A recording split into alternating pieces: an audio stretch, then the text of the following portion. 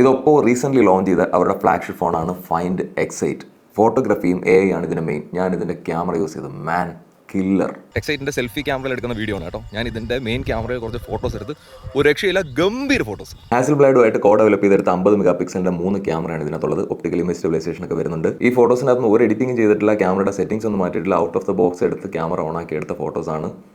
അസാധ്യ detailing. Main ക്യാമറയും ultrawide ക്യാമറയും 3x ഒപ്റ്റിക്കൽ സൂമുള്ള പെരിസ്കോപ്പിക് ക്യാമറയുണ്ട്. എല്ലാത്തിനകത്തും സൂപ്പർ ഡീറ്റെയിലിംഗ് ആണ്. അത് മാത്രമല്ല 32 മെഗാ പിക്സൽ യൂസ് ചെയ്തിരിക്കുന്നതിന്റെ സെൽഫി ക്യാമറയിലും ഹാസൽബ്ലേഡിന്റെ കളർ സയൻസ് യൂസ് ചെയ്തിട്ടുണ്ട്. ഞാൻ ഈ അടുത്ത കാലത്ത് ഉപയോഗിച്ചതിൽ വെച്ച് ഏറ്റവും കിഡില്ല, one of the best selfie camera. ഇനി ഡിസൈനിന്റെ കാര്യത്തിലേക്ക് വരുമ്പോഴത്തേക്കും നല്ലൊരു ബോക്സി ഡിസൈൻ ആണ് വന്നിരിക്കുന്നത്. ഫ്ലാറ്റ് ഡിസ്പ്ലേ ആണ്, ഫ്രണ്ടും ബാക്കും ഗ്ലാസ് ആണ്. ഗൊറില്ല 7യുടെ പ്രൊട്ടക്ഷൻ വരുന്നുണ്ട്. സ്റ്റീരിയോ സ്പീക്കേഴ്സ് വരുന്നുണ്ട്. പിന്നെ അലേർട്ട് സ്ലൈഡർ ഒക്കെ വരുന്നുണ്ട്. ഇവിടെ ഫ്ലാറ്റ് ഡിസ്പ്ലേ ആണ്. 4500 പീക്ക് ബ്രൈറ്റ്നസ് വരുന്നുണ്ട്. 120 ഹെർട്സിന്റെ ഡൈനാമിക് റിഫ്രഷ് റേറ്റും വരുന്നുണ്ട്. അതുപോലെ നല്ല തിൻ ബെസൽസും ആണ്. അലൂമിനിയം ബോഡിയാണ്. IP6869 സ്പ്ലാഷ് പ്രൂഫ് ആണ്. Dimensity 9400 3 നാനോമീറ്റർ ഫ്ലാഗ്ഷിപ്പ് ചിപ്സെറ്റ് ആണ്, പറക്കും. പിന്നെ ഇഷ്ടം പോലെ AI ഫീച്ചേഴ്സ് വരുന്നുണ്ട്. ബാറ്ററിയുടെ കാര്യം പറയുമ്പോഴത്തേക്ക് 5630 mAhന്റെ ബാറ്ററി വരുന്നുണ്ട്.